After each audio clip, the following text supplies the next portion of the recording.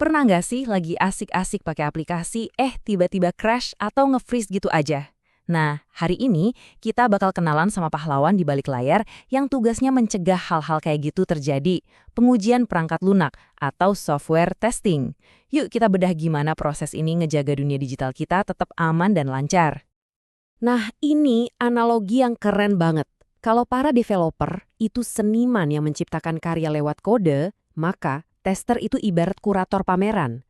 Merekalah yang mastiin setiap karya seni digital ini gak cuma kelihatan bagus, tapi juga berfungsi sempurna, tanpa ada cacat sedikit pun. Coba deh bayangin momen horor ini. Kita lagi presentasi di depan klien penting. Dengan penuh percaya diri, kita klik sebuah fitur andalan di aplikasi. Dan zong, nggak terjadi apa-apa. Atau yang lebih parah, aplikasinya malah mental, crash gitu aja. Nah, momen-momen bikin keringet dingin kayak ginilah yang jadi alasan kenapa software testing itu super penting. Jadi, gimana caranya kita menyeimbangkan antara seni ngoding yang penuh kreativitas dengan kebutuhan akan sebuah produk yang stabil dan bisa diandalkan? Jawabannya ya cuma satu, lewat pengujian yang sistematis dan terstruktur. Tanpa adanya kontrol kualitas ini, kode secanggih apapun bisa jadi nggak ada gunanya. Gampangnya gini, software testing itu kayak kerjaan detektif. Tugas kita adalah secara aktif berburu bug atau cacat. Tujuannya? Buat mastiin aplikasi itu nggak cuma bisa jalan, tapi juga benar-benar sesuai sama semua kemauan dan kebutuhan yang udah disepakati dari awal. Oke, kita mulai dari jenis pengujian yang pertama, namanya black box testing. Coba bayangin, kita ini pengguna awam, kita kan nggak peduli ya sama kode-kode rumit di dalamnya. Yang penting buat kita cuma satu, ini aplikasi fungsinya bener nggak sih? Lihat deh diagram ini ngejelasin semuanya dengan simpel. Aplikasi kita itu ibarat kotak hitam ini. Kita cuma fokus sama dua hal, apa yang kita masukin ke dalam kotak alias input, dan apa yang keluar dari kotak alias output. Soal jeroannya, logika di dalamnya gimana, buat testing black box, itu sama sekali nggak relevan. Jadi pertanyaannya simpel aja, fungsinya jalan sesuai janji nggak?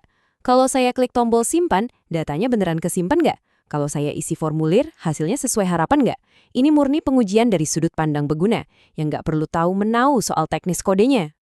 Yuk, kita lihat contoh nyatanya di tabel ini. Di baris pertama, kita coba masukin data yang benar dan kita berharap hasilnya sukses. Nah, di baris kedua dan ketiga, kita sengaja nih masukin data yang aneh-aneh atau bahkan kosong. Tujuannya apa? Buat mastiin sistemnya pintar dan ngasih pesan error yang benar, bukan malah ngeheng. Baik, kalau tadi kita udah lihat dari luar, sekarang waktunya kita bongkar mesinnya. Selamat datang di dunia white box testing. Di sini kita ganti kacamata, dari yang tadinya pengguna biasa, sekarang jadi seorang engineer. Perbandingan ini ngejelasin bedanya dengan jelas banget. Black box itu nanya apa yang sistem ini lakukan. Sementara white box nanya gimana cara sistem ini melakukannya. Satu fokus ke fungsi, yang satunya lagi fokus ke struktur dan logika di dalam kode itu sendiri. Nah, seperti yang bisa kita lihat di sini, dengan white box, kita benar-benar ngintip langsung ke dapurnya. Penguji bakal nyisir setiap baris kode, setiap cabang logika jika maka, setiap perulangan, buat mastiin semuanya nggak cuma jalan, tapi juga efisien dan nggak ada yang aneh. Perhatiin deh tabel ini. Beda kan sama yang black box tadi, setiap baris di sini nggak cuma ngecek hasil akhirnya, tapi ngecek jalur logika spesifik di dalam kode. Misalnya, baris pertama khusus ngetes logika kalau ada field yang kosong. Baris kedua khusus ngetes logika validasi password. Ini jauh lebih dalam dan detail. Oke, aplikasi kita udah lolos uji teknis dari luar dan dari dalam. Keren, tapi apa itu cukup? Belum. Sekarang kita masuk ke babak final, ujian yang paling menentukan segalanya, User Acceptance Testing atau disingkat UAT. Nah, komentar kayak gini nih, inilah tujuan akhirnya. Perhatiin deh, ini udah bukan lagi ngomongin bug atau kode, ini udah ngomongin soal pengalaman manusia. Apakah sistem yang kita bangun ini beneran gampang dipakai, beneran ngebantu kerjaan mereka? Itulah inti dari UAT. Bisa dibilang, UAT ini adalah moment of truth. Ini fase terakhir di mana kita mau dapat jawaban dari satu pertanyaan penting. Apakah solusi teknis yang udah kita bangun susah payah ini benar-benar jadi solusi yang dibutuhkan oleh pengguna di dunia nyata? Dan yang paling krusial, lihat siapa yang lakuin pengujian ini. Bukan lagi engineer atau tester profesional, tapi pengguna aslinya. Ada kepala SDM, ada staf akademik, bahkan sampai wakil rektor. Masukan dari mereka lah yang pada akhirnya jadi penentu proyek ini sukses atau gagal. Dan jangan salah, proses ini tuh serius dan terstruktur banget. Setiap langkah, mulai dari skenario pengujiannya sampai hasilnya, entah itu lulus atau gagal, semuanya dicatat dengan rapi. Ini penting banget buat nge-track kemajuan dan mastiin nggak ada satupun masukan dari pengguna yang kelewat.